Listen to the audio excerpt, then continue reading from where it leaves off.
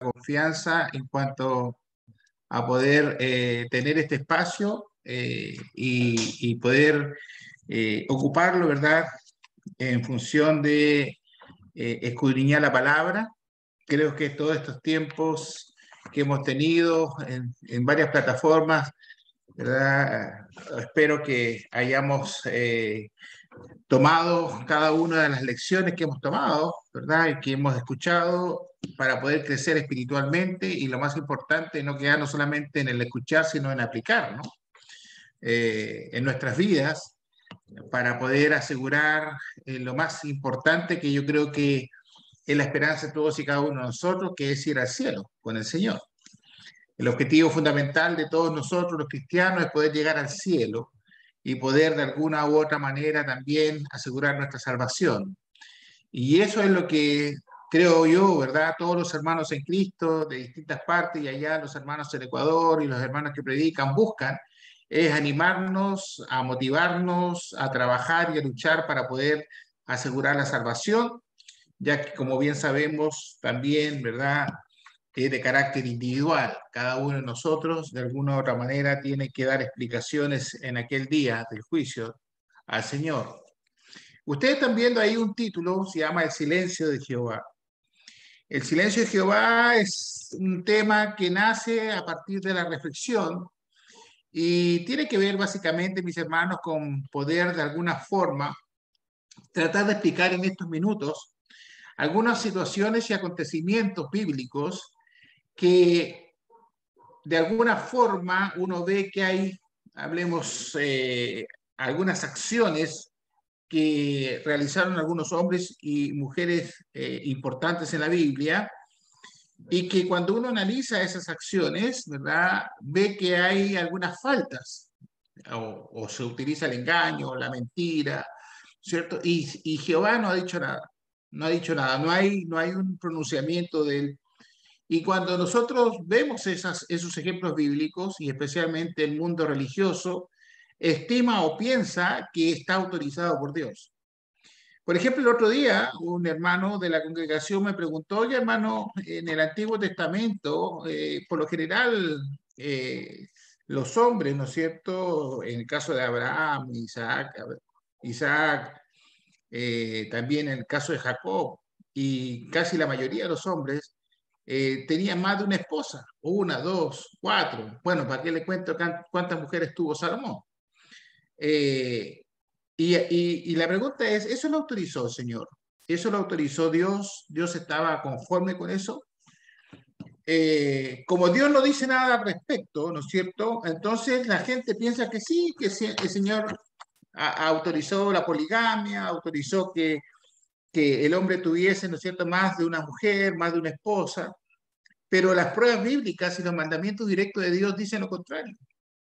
Porque el Señor cuando hizo al hombre, ¿no es cierto? Ahí en Génesis capítulo 1 y 2, ¿verdad? Lo hizo con una mujer que era Eva y fue su ayuda idónea. No le hizo dos o tres mujeres. Entonces existe lo que es la inferencia necesaria para poder también entender lo que eso significa, ¿no? Y por lo tanto, si Dios no dice algo, no quiere decir que lo autoriza, no quiere decir que Dios está de acuerdo con las acciones que muchas veces, hablemos, el hombre señala. Lo mismo pasa, ¿no es cierto?, cuando el Señor habla de lo que es lícito e ilícito. Y entonces cuando uno entra en esa conversación es que no aparece en ninguna parte de la Biblia que yo no pueda beber o fumar, ¿verdad? O hacerme tatuaje. ¿Dónde dice la Biblia, etcétera? Bueno, no es necesario que diga la Biblia, ¿verdad? Y especifique todo lo que tienes o todo lo que puedo y lo que no puedo hacer, porque hay parte importante en la cual uno tiene que sacar por inferencia que, por ejemplo, ¿no es cierto?, nosotros somos templo del Espíritu Santo. Y ese concepto ya de alguna u otra manera empieza, ¿no es cierto?, a enmarcar lo que yo puedo y lo que no debo hacer como persona y como cristiano. Entonces, ¿verdad? Ninguna acción en la cual se comprometa la santidad de Dios puede ser permitida por Dios. Y por eso, ¿no es cierto?, que el silencio de Dios jamás, jamás, ¿verdad?, es autorización para hacer lo que se piensa hacer. Y ahí hay un texto, ahí en Santiago, capítulo 1, versículo 13, ¿no es cierto? Cuando nos dice, si alguno es tentado, dice, no diga que es tentado de parte de Dios, porque Dios no puede ser tentado por el mal, ni él dice, tienta a nadie. Cuando nosotros vemos este texto de Santiago, tenemos que tener claro entonces que el Señor no trabaja y no permite y no acepta el pecado como medio para lograr el objetivo. El Señor, no, voy a repetir, el Señor no permite ni acepta el pecado para lograr un objetivo. Eso, de alguna u otra manera, ¿no es cierto?, solamente lo permite el hombre. Por esa razón, entonces, en muchas ocasiones, el Señor, de alguna u otra manera, Jesús, cuando vino y empezó a hacer su ministerio acá, se topó con una serie de problemas de parte de los judíos. Los judíos que se habían dado quizás la autoridad de hacer, pensar y realizar ciertas situaciones o actos que el Señor jamás autorizó. Entre eso, por ejemplo, el divorcio. ¿No es cierto? Ese tema tan complicado y cada vez que se toca el tema del divorcio, usted sabe, ¿no es cierto?, que hay unos que lo aprueban, otros que lo rechazan, otros que dicen que el culpable se puede casar, la culpable hablemos no, etcétera, etcétera. Toda esa discusión que ya raya en lo carnal y humano, ¿no es cierto? Cuando nosotros vamos a las Escrituras, el Señor Jesús hace una referencia importante que dice, vayamos al principio. En el principio no fue así. En el principio no fue así. Cuando Jesús habla del principio, está hablando del Génesis. El matrimonio es una institución divina cuyo, ¿verdad?, creador fue Dios. Dios es el que unió a un hombre y una mujer en matrimonio, ¿verdad? No lo unió el hombre, no lo unió el Estado, sino Dios une al hombre y la mujer en matrimonio. Por eso que el Señor Jesús dice, bueno, en el principio no fue así. En el principio Dios no hizo el matrimonio para que se fueran, para, hablemos, divorciarse. En el principio no hizo Dios el matrimonio para que uno traicionara al otro, ¿no es cierto?, en fornicación o adulterio. Pero Jesús dice, ¿y por qué entonces Moisés dio cartas de divorcio? Por la dureza de vuestro corazón, dice el Señor, ¿cierto? Por la dureza de vuestro corazón. No porque Dios lo autorice, no porque Dios lo permita.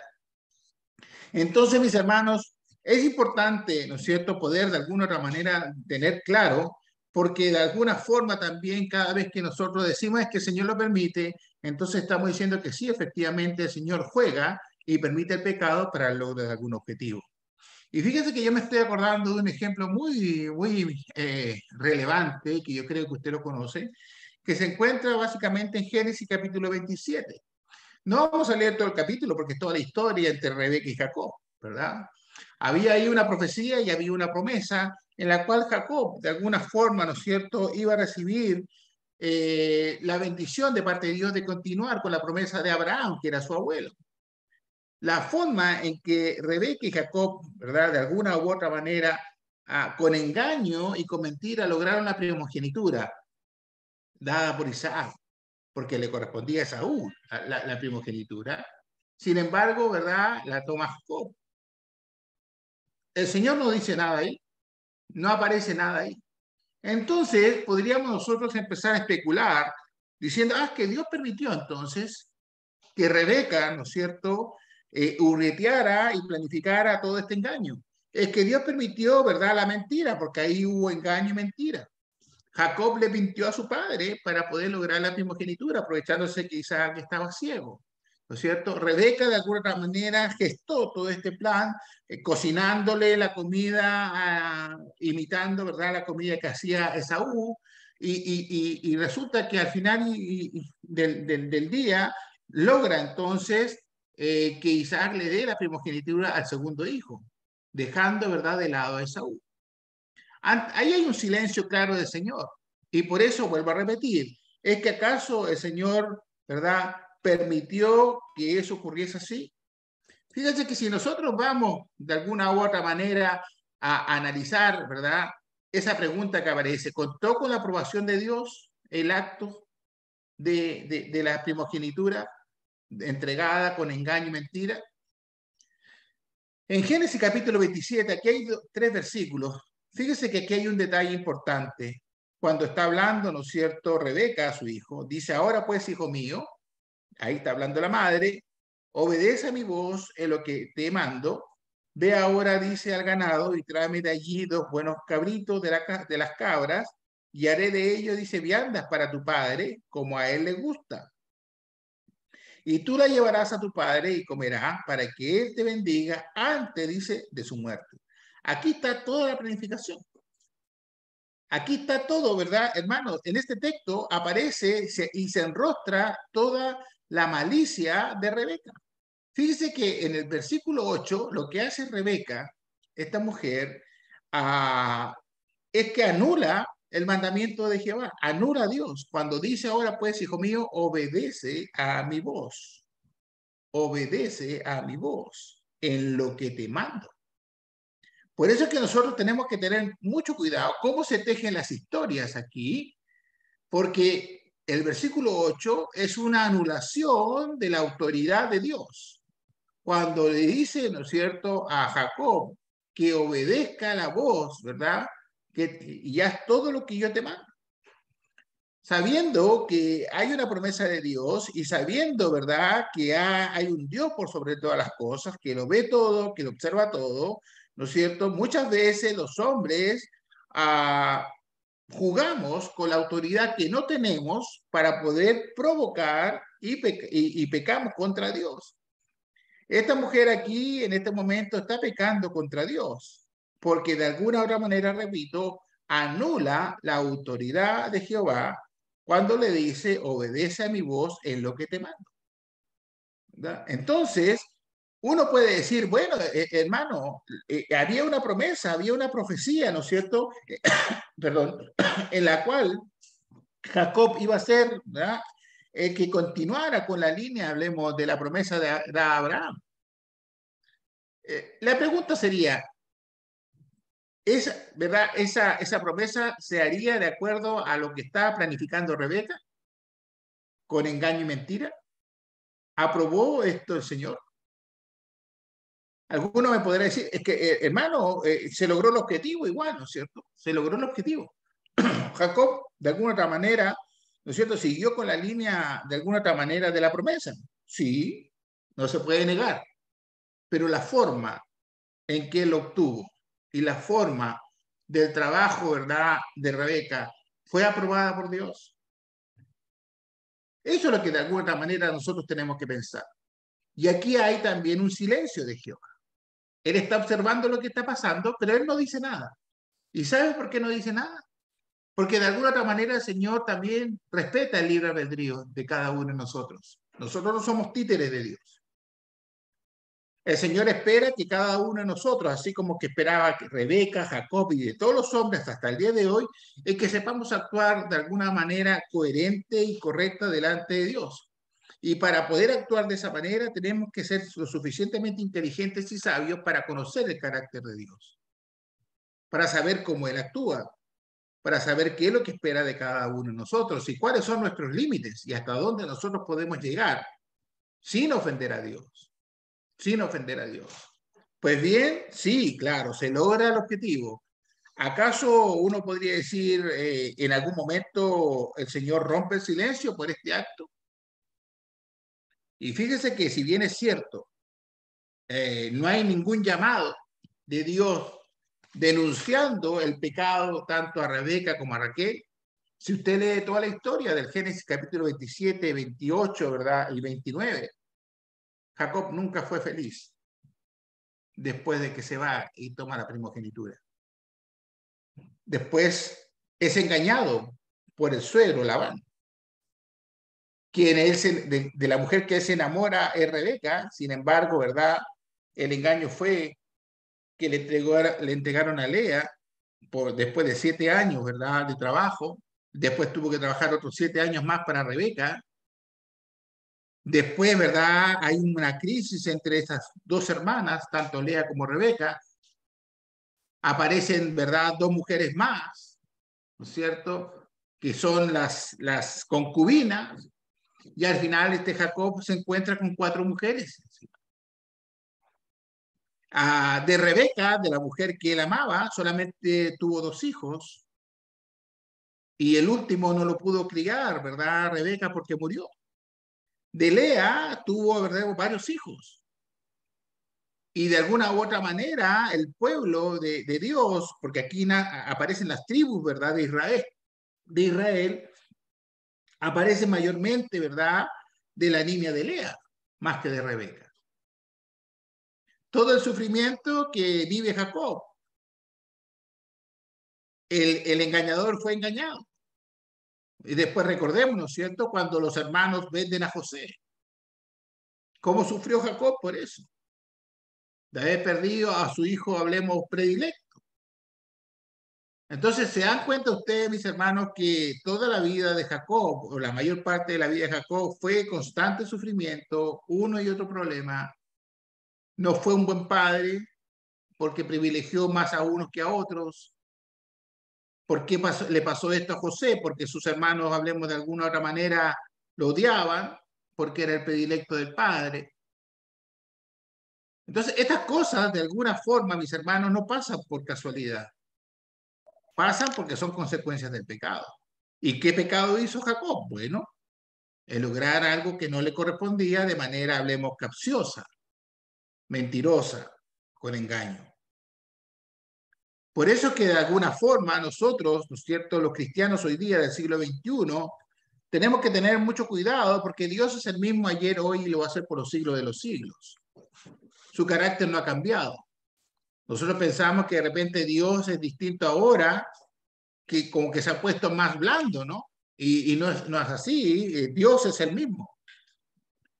Pero Dios ahora espera que cada uno de nosotros actuemos, ¿no es cierto?, como corresponde, en la medida que nosotros seamos personas honestas con Él. Fíjense que hay un silencio que yo lo titulé aquí, el silencio más doloroso del Padre. Y aquí voy a trasladar, ¿verdad?, al Nuevo Testamento. Hay sin duda, mis hermanos, situaciones en las cuales el silencio de Dios tiene relación a que debamos hacer lo que tenemos que hacer, así nos duela. ¿Usted sabe lo que tiene que hacer? Sí. ¿Usted sabe lo que, de alguna manera, de lo que tenemos que luchar? Sí. Aunque esto sea doloroso, aunque esto sea, hablemos, nadar contra la corriente, el Señor me dice, tienes que hacerlo. Tienes que hacerlo. ¿Y por qué lo dice el Señor? Porque también el Señor expuso, ¿no es cierto?, a su Hijo, Cristo Jesús, a tomar una de las decisiones más dolorosas de su gloriosa deidad, que fue entregarse en la cruz. Fíjense que si usted me acompaña ahí al libro de Mateo, en el capítulo 26, verso del 36, ¿verdad?, al 41, capítulo 26, del 36 al 41, voy a leer aquí. Usted lo ha leído en muchas ocasiones, nosotros lo hemos leído en muchas ocasiones, cuando de alguna u otra manera se está hablando, ¿verdad?, de Jesús en el huerto de Getsemaní. Fíjese que de alguna forma Jesús espera una respuesta de su Padre. Dice ahí el texto, entonces llegó Jesús con ellos a un lugar que se llamaba Getsemaní y dijo a sus discípulos, sentaos aquí, entre tanto que voy allí y lloro. Y tomando a Pedro y a los hijos de Zebedeo, comenzó a entristecerse y a angustiarse en gran manera. Entonces Jesús le dijo, mi alma está muy triste hasta la muerte, quedaos aquí y velad conmigo. Yendo un poco adelante, se postró sobre su rostro, orando y diciendo, Padre mío, si es posible, pase de mí esta copa, pero que no sea como yo quiero, sino como tú. Vino luego a sus discípulos y los halló durmiendo y dijo a Pedro, ¿así que no habéis podido velar conmigo una hora? Velad y orad para que no entréis en tentación, y el espíritu a la verdad, dice, está dispuesto, pero la carne es débil. Hay varias cosas, mis hermanos, en este pasaje interesante que quiero destacar. Estos son minutos que está viviendo Cristo de mucha intensidad y angustia. El Señor iba a empezar a experimentar algo que nunca en su divina existencia ha experimentado. Necesitaba de alguna u otra manera, ¿verdad?, contar al menos con el apoyo de sus discípulos. Cuando yo leo aquí, ¿verdad?, especialmente en el verso 38, mi alma está muy triste hasta la muerte. No sé si usted o yo podamos de alguna u otra manera, ¿no es cierto?, considerar o al menos imaginarnos el nivel de angustia que estaba pasando el Señor Jesucristo ahí en el huerto de Getsemaní. El nivel de angustia. Se iba a enfrentar a una decisión, hablemos, extremadamente dramática, dolorosa y cruel. Por eso, mis hermanos, que cuando nosotros participamos de la cena del Señor cada primer día de la semana, lo menos que podemos hacer es que eso se transforme en un ritual. Ese es un momento en el cual nosotros somos trasladados, ¿verdad?, a poder de alguna forma experimentar o estar presente en la angustia que vivió el Señor. Y no ser, ¿verdad?, como aquellos apóstoles como Pedro y los hijos de Zebedeo que se quedaron dormidos. El culto, por supuesto, es todo importante, los 5 actos del culto son importantes, pero el clímax que se vive en el culto se vive, yo creo, en la cena del Señor. Porque, vuelvo a repetir, nos trasladamos a poder de alguna u otra manera, ¿no es cierto?, a tratar de estar al lado de ese Cristo angustiado hasta la muerte. Estar ahí acompañándolo. Porque el sacrificio lo hizo con nosotros, ¿verdad?, por amor. Y dice ahí, ¿verdad?, verso 39, yendo un poco adelante, se postró sobre su rostro, orando y diciendo: Padre mío, si es posible, pasa de mí esta copa, pero no sea como yo quiero, sino como tú. El Padre no le responde, porque él sabía, ¿verdad? Cristo sabía qué es lo que el Padre ya le había dicho. Quizás en su fuero interno humano, en la parte humana del Señor, dice: Señor, ¿por qué tengo que hacer esto? Pero prevalecía, ¿no es cierto?, la voluntad de su Padre, el silencio, un silencio doloroso de Dios, el Padre. Y ya se lo había dicho ahí en Isaías 53, verso 7, cuando dice ahí, ¿verdad?, angustiado él y afligido, no abrió su boca, como cordero fue llevado al matadero y como oveja delante de sus trasquiladores, enmudeció y no abrió su boca. Si alguien me quisiera decir o me quisiera preguntar, ¿y cuál fue la respuesta del Padre? ¿Cuál cree usted, hermano, que fue la respuesta del Padre? Aquí está, en Isaías 53. Ahí está la profecía. Hijo mío, tú vas a ser entregado como un cordero y que va a ser llevado al matadero. Y tendrás que ir en silencio. Y tendrás que ir mudo. Y tendrás que entregarte, ¿no es cierto?, a la cruz del sacrificio. Y quizás, mis hermanos, cuando Pilato le hacía tantas preguntas a Cristo, y se da cuenta que solamente una vez le respondió y después simplemente guardó silencio. No hacía falta hablarle más a Pilato acerca de lo que él tenía que hacer, sabiendo que Cristo era inocente. ¿Qué más se podía hacer? ¿Cierto? El sacrificio de Cristo fue un sacrificio doloroso. Y a pesar que cada uno de nosotros, cuando participamos de los elementos, ¿no es cierto?, de esa cena, lo hacemos con un pedazo de pan y fruto de la uva, que son 2 elementos que son agradables al paladar. Cristo, lo más que pudo probar en la cruz fue vinagre. Fue vinagre. No le dieron ni siquiera agua. ¿Qué pasaba con el Padre? Estaba observando cómo estaba siendo brutalmente maltratado su hijo. Es que sería necesario que fueran tan bestiales contra un inocente. Y es que acaso uno se pregunta, y el Señor de alguna otra manera, cuando ve eso, no rompe el silencio, no se pronuncia. Y claro que lo hace. Claro que lo hace. Dios rompe el silencio. ¿Y dónde lo hace? Fíjese que ahí en Lucas 23, 44 y 46, cuando dice: y cuando era como la hora sexta, hubo tinieblas sobre toda la tierra hasta la hora novena, y el sol se oscureció y el velo del templo se rasgó por la mitad. Entonces Jesús, clamando a gran voz, dijo: Padre, en tus manos encomiendo mi espíritu. Y habiendo dicho esto, dice que expiró. Ahí está, ¿verdad? La respuesta del Padre. De luto, la pena, la tristeza de ver a su hijo en esas condiciones en las que estaba en la cruz del madero. Quizás no nos podemos imaginar lo que el Padre está viviendo, esa pena y esa angustia igual que su hijo, cómo el Creador estaba siendo asesinado por la creación, cómo el autor de la vida estaba siendo asesinado por aquellos que fueron creados por el Señor.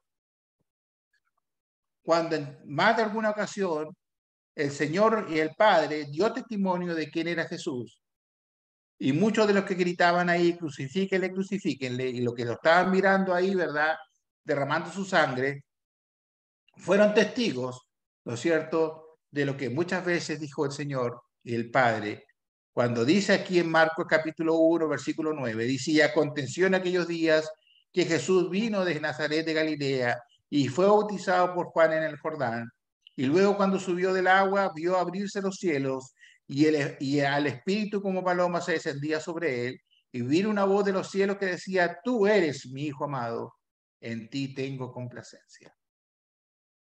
¿Había alguna duda que Cristo fuese el Hijo de Dios?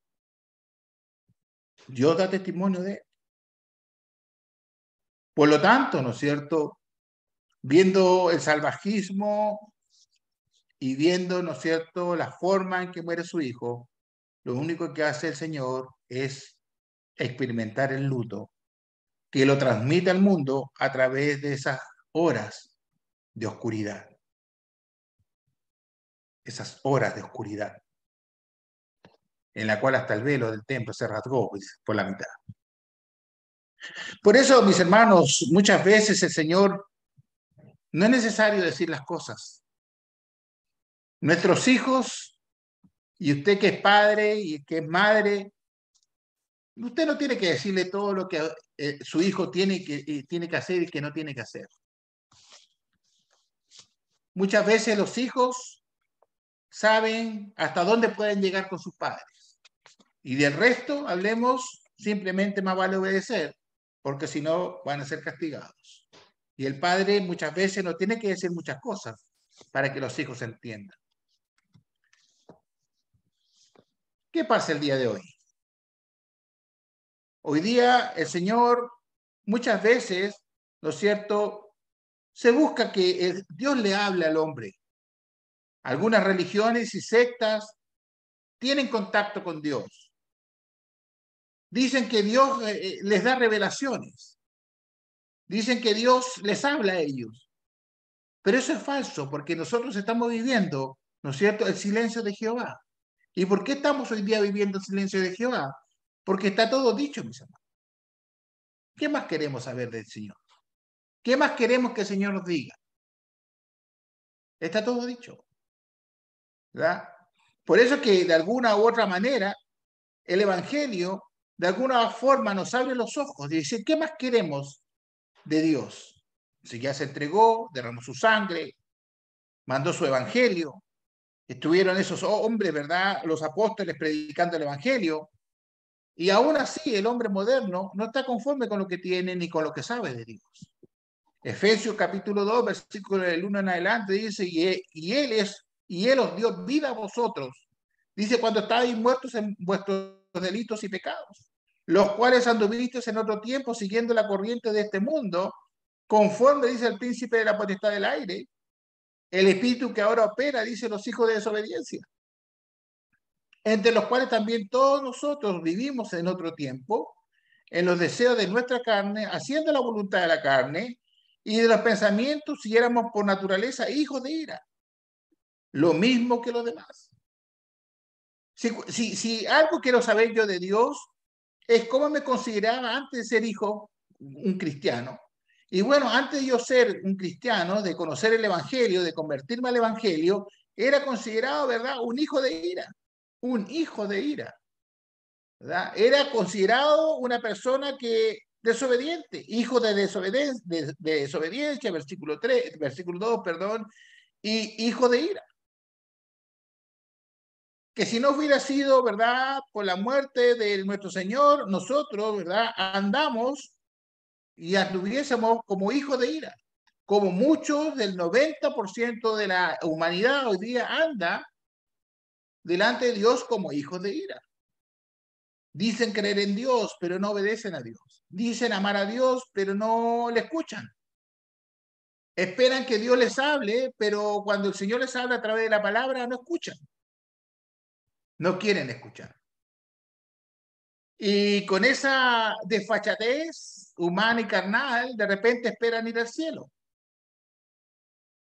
Cuando la misma palabra nos está diciendo, bueno, ustedes, ¿verdad? Aquellos que no reciben la palabra son hijos de ira.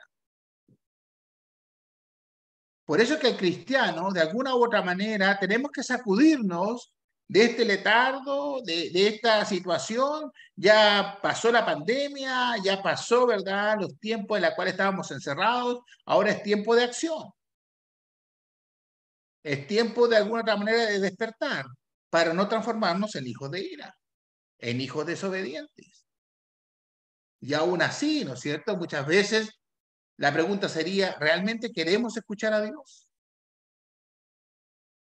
Mucha gente, de alguna forma, y también cristianos, dice, no, me gustaría que de repente Dios me hablase. ¿Realmente queremos escuchar a Dios? ¿Estamos preparados para escuchar lo que Dios me tiene que decir a mí, a usted, a todos nosotros? Bueno, va a haber en algún momento que lo vamos a escuchar de manera individual y personal. ¿Cuál va a ser ese momento? El día del juicio. El día del juicio. Por eso que en Primera de Juan, mis hermanos, ya para ir cerrando el tema, dice allí en Primera de Juan capítulo 5, dice ahí, versículo 1 en adelante, todo aquel que cree que Jesús es el Cristo es nacido de Dios. Y todo aquel que ama al que engendró, ama también al que ha sido engendrado por él. En esto conocemos que amamos a los hijos de Dios cuando amamos a Dios y guardamos sus mandamientos. Pues este es el amor a Dios, que guardemos sus mandamientos, y sus mandamientos no son gravosos. Porque todo el que es nacido de Dios vence al mundo, y esta es la victoria que ha vencido, dice el mundo, a nuestra fe. ¿Queremos escuchar a Dios? Bueno, aquí Dios está hablando. ¿Cómo el Señor me considera a su hijo? ¿Cómo el Señor me puede decir, mira, estos hijos, ¿verdad?, me aman? Porque guardamos sus mandamientos. Y porque ninguno de sus mandamientos, de alguna manera, son difíciles de cumplir. ¿Cómo usted considera que su hijo lo ama? ¿Porque le desobedece o porque le obedece? Bueno, un hijo obediente, un hijo, hablemos, respetuoso, un hijo sujeto a sus padres, es un hijo que de alguna otra manera le está diciendo, mamá, papá, te amo. Y eso lo sabemos reconocer nosotros de nuestros hijos, y los abuelos también de sus nietos. ¿Va? Y el Señor también lo reconoce entonces de sus hijos. Muchas veces, mis hermanos, nos consideramos hijos de Dios, pero no guardamos sus mandamientos. Nos cuesta tanto guardar sus mandamientos. Lo vemos tan difícil. Vamos cuando podemos, oramos cuando nos acordamos, cantamos, hablemos cuando tenemos ganas. Y eso no es guardar sus mandamientos. Eso de alguna otra manera es quizás pensar en hacer el favor a Dios. Por eso que dice en el versículo 3, este es el amor a Dios, que guardemos sus mandamientos. Y sus mandamientos no son gravosos. ¿Va? Porque todo lo que es nacido de Dios vence al mundo. Y esta es la victoria que ha vencido al mundo, nuestra fe. Por último, Hechos capítulo 17, versículos 30 y 31. Dice aquí, ¿verdad? Pero Dios, habiendo pasado por alto los tiempos de esta ignorancia, ahora manda a todos los hombres en todo lugar que se arrepientan. Por cuanto ha establecido, dice, un día en el cual juzgará al mundo con justicia. Por aquel varón a quien designó, dando fe a todos con que haberle levantado, dice, de los muertos. Ese varón es Jesucristo. Ese varón, ¿verdad? Jesucristo va a venir a este mundo por segunda vez, no como Salvador, sino como juez. El mundo cree que va a venir Cristo por segunda vez como un ángel, ¿verdad?, de salvación, ¿no? Él va a venir como juez. Y ahí vamos a escuchar, quizás, de su propia boca, lo que no quisimos escuchar en su palabra, que tiene más de 2000 años, hablemos escrita, y que tenemos hoy día, en estos momentos, en nuestras manos. Por eso que no podemos nosotros, de alguna u otra manera, señores, que no sabíamos. Es que, Señor, ¿verdad? Nadie me dijo. Por eso que dice, pero Dios habiendo pasado por alto los tiempos de esta ignorancia. No podemos, hermanos, creer que nos vamos a ir al cielo diciendo, Señor, yo no sabía esto. Porque en nuestro corazón sí lo sabíamos. En nuestro corazón alguien nos dijo, me acuerdo del hermano tal o cual que me dijo esto, pero que yo nunca quise escuchar. Por eso que aquellos hombres, ¿no es cierto?, que demandan el derecho de ir al cielo, el Señor también le va a demandar diciendo, ¿verdad? Y preguntando, ¿fuiste capaz de cumplir mis mandamientos? Y me imagino que habrá una respuesta. Por eso que dice, ¿no es cierto?, verso 31, por cuanto ha establecido un día que nadie conoce, que solamente lo conoce el Padre, en el cual juzgará al mundo con justicia por aquel varón a quien designó, dando fe a todos con haberle levantado de los muertos. Ese día, mis hermanos, es el día del juicio final. Por eso la pregunta es, ¿estamos preparados para ese día? ¿Sabremos cómo nos vamos a enfrentar? Quizás ese día va a ser el momento en que el Señor me diga, no te quiero escuchar, guarda silencio, ahora voy a hablar yo. Yo te escuché durante 80 años de tu vida, siempre quizás lo bueno, lo malo, tus quejas, lo difícil de repente que era, ¿no es cierto?, ser mi hijo. Pues bien, este es el momento del día del juicio en la cual el Señor nos va a decir, silencio, ahora me vas a escuchar a mí. Tremendo, ¿no? Y quizás lo bello de todo esto es que cuando escuchemos al Señor y que es la esperanza que tenemos todos nosotros, nos diga, ¿no es cierto?, ven a disfrutar de la paz y del gozo en los cielos. No hay nada más que decir. El resto depende de cada uno de nosotros. Que Dios le bendiga, hermano. Gracias por su tiempo. Hermano Jaime.